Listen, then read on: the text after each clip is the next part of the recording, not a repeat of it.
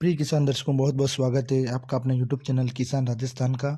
आइए किसान भाइयों, हम आपको जानकारी दे दें चीन के लहसुन पर प्रतिबंध के बारे में। अमेरिका से निकल कर आई खबर, खुशी की लहर। साथियों, तथ्यों पर बात करूंगा कि साथ ही कहाँ कहाँ से रिपोर्ट उठाई गई है, हम आपको इस वीडियो के माध्यम से बताएंगे।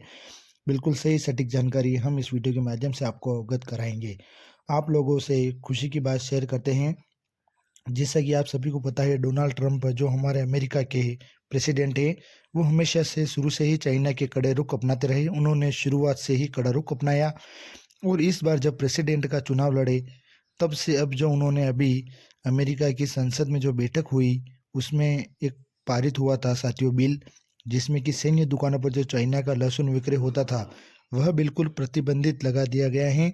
1 जनवरी 2025 से साथियों अमेरिका में जो सैन्य दुकानें हैं, जहां पर सेना के लिए लहसुन आता है, वो बिल्कुल प्रतिबंधित हैं। चाइना का लहसुन वहाँ नहीं जाएगा और कहीं न कहीं एक कड़ा रुख साथियों, यह शुरुआत में ही डोनाल्ड ट्रंप की ओर से हो सकता है, जो आम पब्लिक के लिए भी एक सूचना है।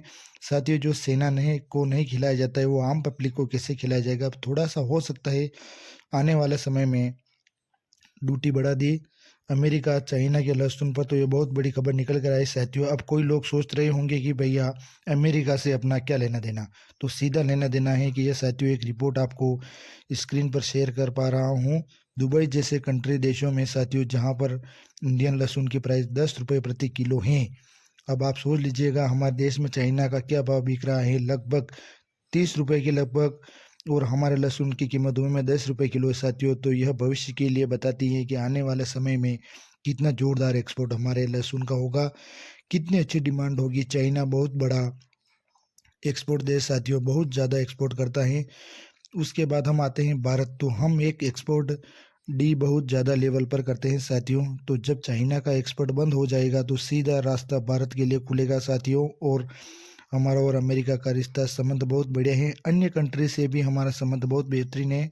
तो पूरी उम्मीद है साथियों, जो ये बिल आया है, अब ये दूसरे देश भी हो सकते हैं इसमें कुछ रुख अपनाएंगे।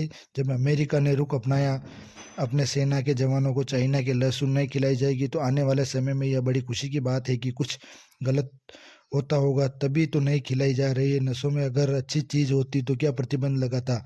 1 जनवरी 2025 से बिल्कुल प्रतिबंधित हो जाएगा।